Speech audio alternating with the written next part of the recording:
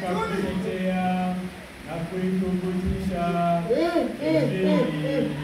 Ninyi nyote washiriki neema yangu, maana shahidi wangu ni Mungu, jinsi ninavyowapenda mno ninyi nyote katika moyo wake Kristo Yesu.